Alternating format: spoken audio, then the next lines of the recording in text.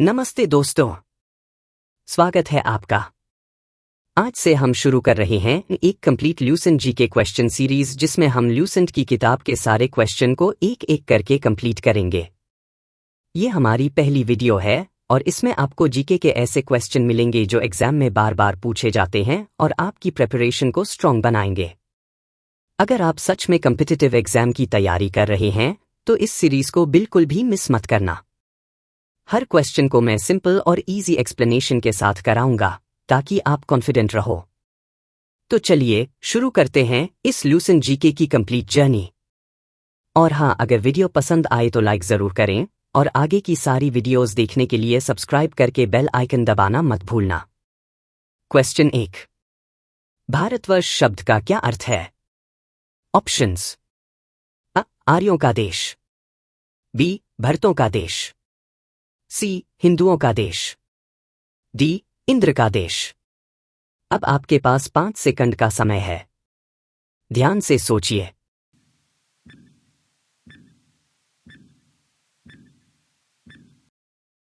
सही उत्तर है बी, भरतों का देश। प्राचीन काल में भारत को भरतों का देश कहा गया। भरत एक जनजाति का नाम था और उसी से भारतवर्ष नाम पड़ा। क्वेश्चन 2, जम्बूद्वीप किसे कहा गया है?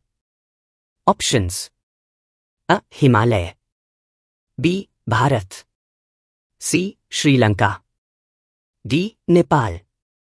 सोचने का समय शुरू।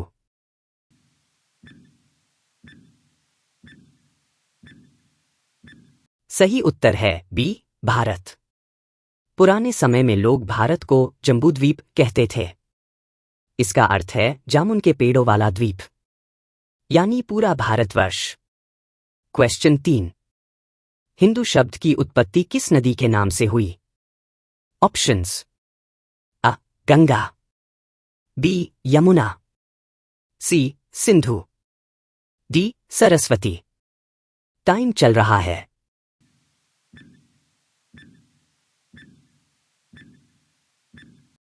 सही उत्तर है सी, सिंधु। ईरानी लोग सिंधु नदी को हिंदू बोलते थे। धीरे धीरे यही शब्द पूरे क्षेत्र के लोगों के लिए इस्तेमाल होने लगा। क्वेश्चन 4, यूनानी भारत को किस नाम से जानते थे? ऑप्शंस: अ, हिंद, बी, इंदे, सी, इंडस, डी, इंडिया। अब आपके पास 5 सेकंड का समय है, ध्यान से सोचिए।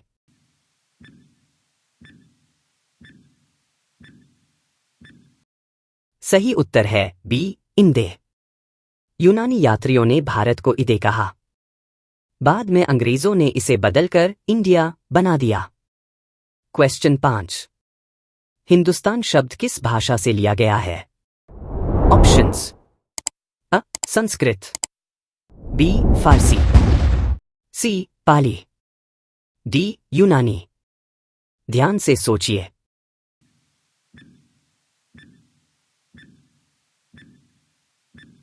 सही उत्तर है बी, फारसी। फारसी भाषा में सिंधु नदी को हिंदू कहा जाता था। उसी से हिंदुस्तान शब्द बना, जिसका अर्थ है हिंदुओं की भूमि। क्वेश्चन 6, अंग्रेज भारत को किस नाम से पुकारने लगे? ऑप्शंस: अ, इंडिक, बी, इंडिया, सी, हिंदुस्तान, डी, भारतवर्ष। अब आपके पास 5 सेकंड हैं।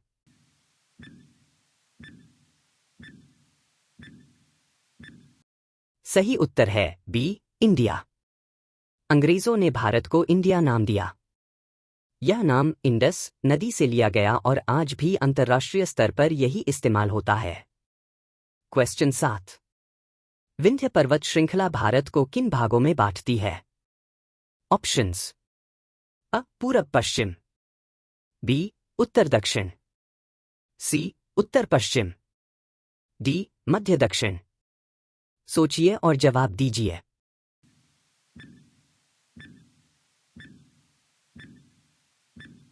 सही उत्तर है बी, उत्तर दक्षिण। विंध्य पर्वत श्रृंखला उत्तर भारत और दक्षिण भारत के बीच प्राकृतिक सीमा मानी जाती है। इसीलिए इसे उत्तर दक्षिण का विभाजन रेखा भी कहा जाता है। क्वेश्चन 8। उत्तर भारत में प्रमुख रूप से कौन सी भाषा परिवार की भाषाएं बोली जाती हैं? ऑप्शंस। अ द्रविड़, बी इंडो यूरोपीय, सी तिब्बती, डी मंगोल। टाइम चल रहा है।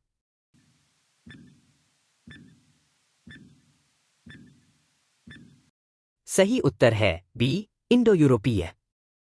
उत्तर भारत में हिंदी, पंजाबी, बंगाली जैसी भाषाएं इंडो यूरोपीय परिवार से जुड़ी हैं। यह परिवार दुनिया का सबसे बड़ा भाषा समूह माना जाता है। क्वेश्चन 9। भारत की जनसंख्या किन नस्लों के मिश्रण से बनी है?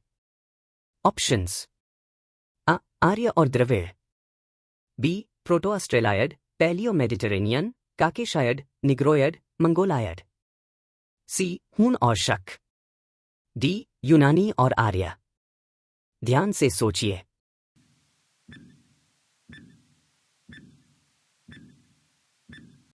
सही उत्तर है B Proto Australoid, Paleo Mediterranean, Caucasoid, Negroid, Mongoloid. भारतीय जनसंख्या कई नस्लों का मिश्रण है, जिससे यहाँ विविधता और एकता दोनों देखने को मिलती है। यही कारण है कि भारत को विविधता में एकता का देश कहा जाता है। क्वेश्चन 10। भारतीय इतिहास को कितने भागों में बांटा गया है? ऑप्शंस। अ 2, बी 3, सी 4, डी 5। अब आपके पास 5 सेकंड।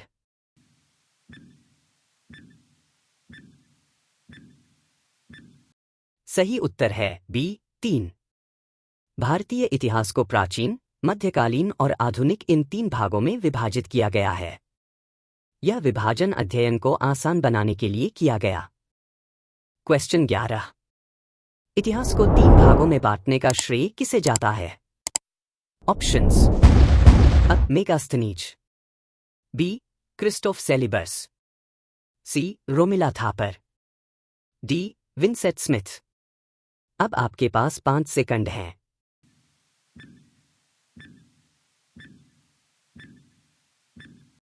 सही उत्तर है बी क्रिस्टोफ सेलिबस। इतिहास को प्राचीन, मध्यकालीन और आधुनिक इन 3 भागों में बांटने का श्रेय क्रिस्टोफ सेलिबस को जाता है। इसी से आज तक इतिहास की पढ़ाई आसान और व्यवस्थित मानी जाती है। क्वेश्चन 12। प्राचीन भारतीय इतिहास के कितने प्रमुख स्रोत बताए गए हैं? ऑप्शंस। अ 2, बी 3, सी 4, डी 5। सोचने का समय शुरू।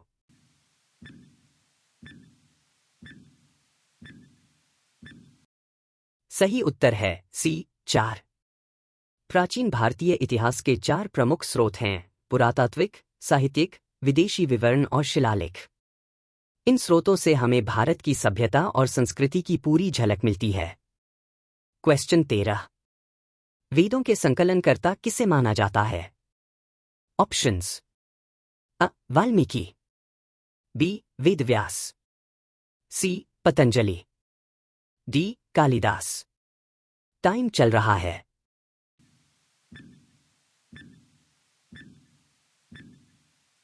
सही उत्तर है बी वेदव्यास। वेदों के संकलन और व्यवस्था करने का श्रेय महर्षि वेदव्यास को दिया जाता है। इसलिए उन्हें भारतीय ज्ञान परंपरा का महान रक्षक कहा जाता है। क्वेश्चन 14। वेदों की संख्या कितनी है? ऑप्शंस। अ 2, बी 3, सी 4, डी 5। ध्यान से सोचिए।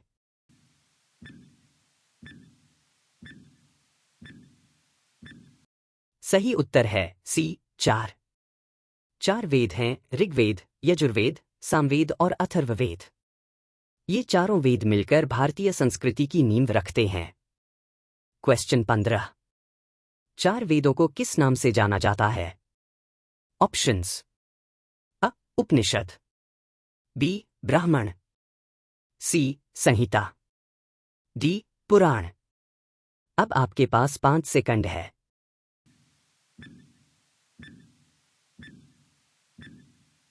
सही उत्तर है सी संहिता।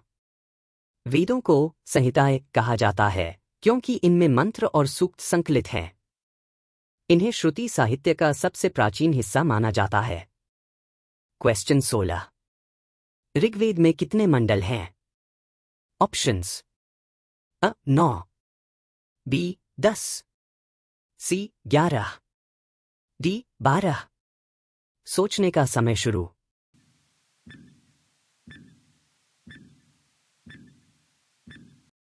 सही उत्तर है बी 10। ऋग्वेद में कुल 10 मंडल हैं जिन्हें विभिन्न ऋषियों ने रचा। ये मंडल ऋग्वेद को विषयानुसार व्यवस्थित करते हैं। क्वेश्चन 17। ऋग्वेद में कितनी ऋचाएं हैं?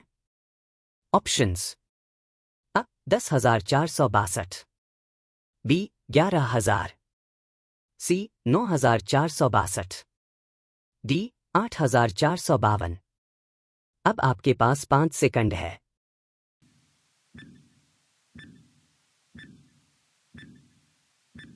सही उत्तर है 10,462।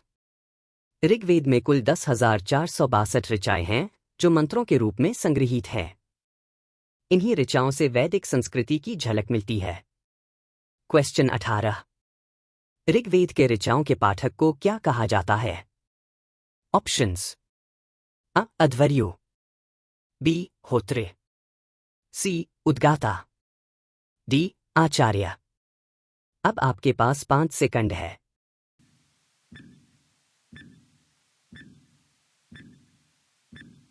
सही उत्तर है बी होत्रे। ऋग्वेद के मंत्रों का उच्चारण करने वाले पुरोहित को होत्री कहा जाता था। इनका कार्य यज्ञ में मुख्य ऋचाओं का पाठ करना होता था। क्वेश्चन 19। प्रसिद्ध गायत्री मंत्र ऋग्वेद के किस मंडल में मिलता है? ऑप्शंस: अ द्वितीय, बी तृतीय, सी सप्तम, डी दशम। ध्यान से सोचिए।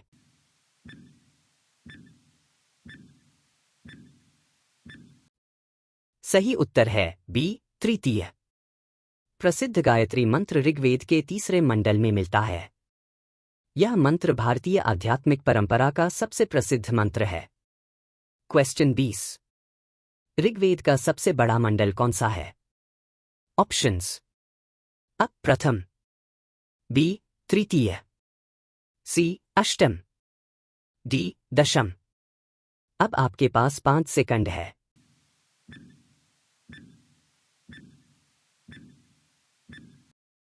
सही उत्तर है डी दशम। ऋग्वेद का सबसे बड़ा मंडल दशम मंडल है जिसमें अनेक महत्वपूर्ण सूक्त शामिल हैं। इसी मंडल में पुरुष सूक्त भी वर्णित है। क्वेश्चन 21। चातुष्वर्ण्य समाज की कल्पना कहाँ वर्णित है? ऑप्शंस: अ मनुस्मृति, बी पुरुष सूक्त ऋग्वेद का 10वां मंडल, सी उपनिषद, डी महाभारत। टाइम शुरू।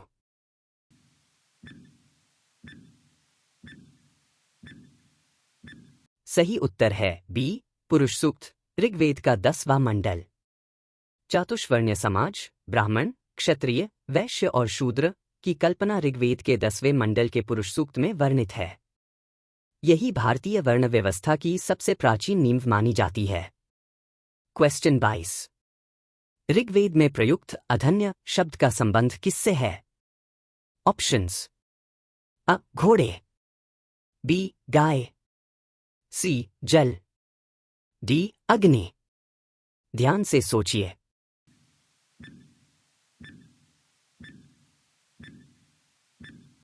सही उत्तर है बी गाय। ऋग्वेद में अधन्य शब्द का उपयोग गाय के लिए किया गया है। यह दर्शाता है कि वैदिक समाज में गाय को संपत्ति और समृद्धि का प्रतीक माना जाता था। क्वेश्चन 23। ऋग्वेद में ब्रह्मा का उल्लेख है लेकिन किसका नहीं है? ऑप्शंस: अ ईश्वर, बी आत्मा, सी इंद्र, डी अग्नि। सोचने का समय शुरू।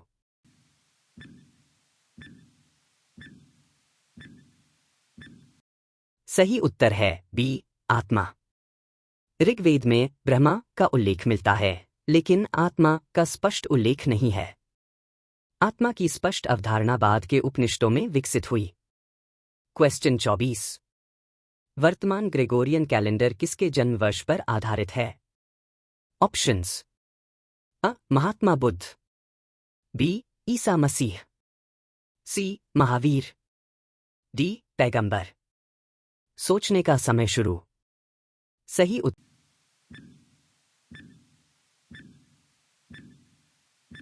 है बी. ईसा मसीह। वर्तमान ग्रेगोरियन कैलेंडर ईसा मसीह के जन्म वर्ष पर आधारित है, इसलिए इसे ईसाई युग या क्रिश्चियन एरा भी कहा जाता है। क्वेश्चन 25। ईसा मसीह के जन्म के पहले के समय को क्या कहा जाता है? ऑप्शंस: अ. ई. बी. एडी, सी. ईसा पूर्व BC, डी. पवित्र वर्ष। टाइम चल रहा है।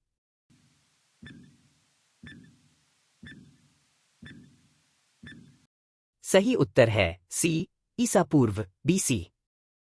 ईसा मसीह के जन्म से पहले के समय को ईसा पूर्व यानी BC, बिफोर क्राइस्ट, कहा जाता है। यह प्राचीन घटनाओं की तिथि तय करने का प्रमुख आधार है। क्वेश्चन 26। अन्नो डोमिनी का अर्थ क्या है? ऑप्शंस: अ. In the year of Buddha, B. In the year of Christ, C. In the year of prophet, D. In the year of Lord Krishna. सोचने का समय शुरू।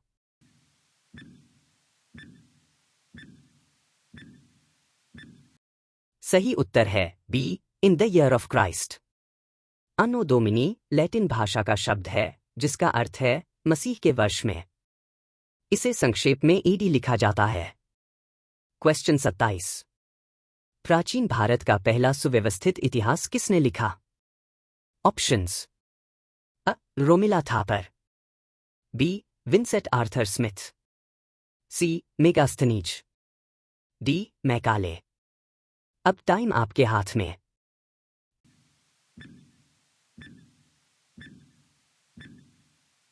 सही उत्तर है B. Vincent Arthur Smith. Vincent Arthur Smith को प्राचीन भारत का पहला व्यवस्थित इतिहासकार माना जाता है।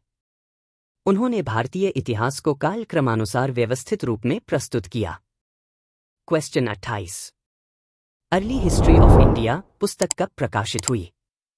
ऑप्शंस: अ. 1884, बी. 1904, सी. 1910, डी. 1920। ध्यान से सोचिए।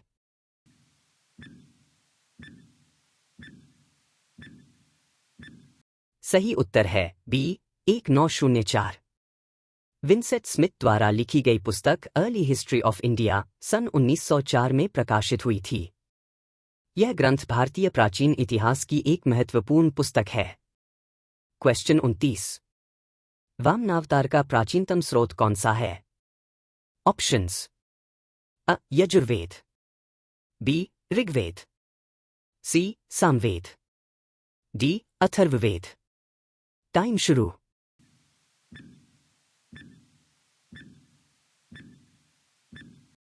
सही उत्तर है बी. ऋग्वेद।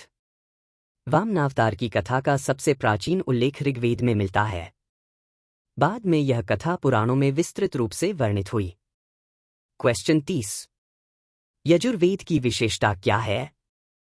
ऑप्शंस: अ. केवल गद्य, बी. केवल पद्य, सी. गद्य और पद्य दोनों, डी. केवल सूक्त। ध्यान से सोचिए।